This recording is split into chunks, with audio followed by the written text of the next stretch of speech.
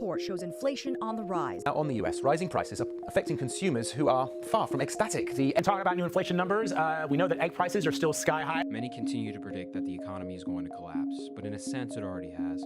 The promise between the people and the government has been broken, shattering this generation and beyond of any hope of economic mobility.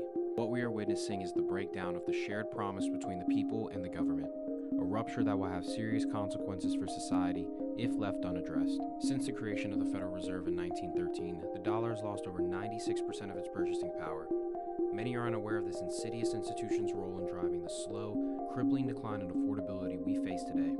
It is well enough that the people of the nation do not understand our banking and monetary system, for if they did, I believe there would be a revolution before tomorrow morning. Henry Ford. Many attribute the debasement of the currency to the Fed's money printing. However, the Fed doesn't literally print money. Instead, it engages in open market operations. Essentially, the Fed purchases bonds and treasuries from the open market, paying for them by adding funds to the selling bank's reserve account at the Fed. But where does this money come from? The truth is, it didn't exist until they created it. With a simple digital entry, the Fed generates new money out of thin air. This power, along with others, allows the Fed to expand or contract the money supply. When new money is created, it devalues all existing dollars, driving up prices. This happens because there's more money chasing the same amount of goods and services, increasing demand without increasing supply. Here's a simple example.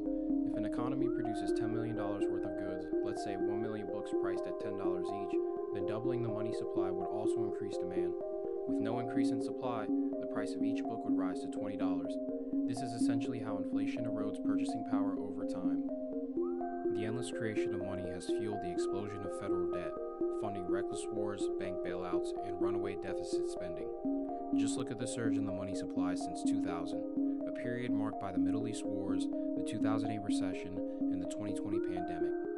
Because our system is built on debt-based money, inflation isn't just a byproduct, it's a necessity.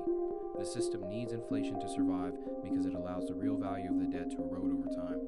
Without it, deflation would make debt more expensive in real terms, threatening the entire structure. To put this into perspective, $10,000 of debt in 1980 would be equivalent to over $38,000 today.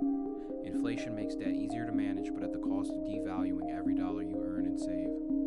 Since inflation is unavoidable, people are forced to store their money in assets that appreciate faster than the rate of inflation. These assets include stocks, bonds, real estate, and more. Over the past few decades, however, single-family homes have become a primary wealth-building tool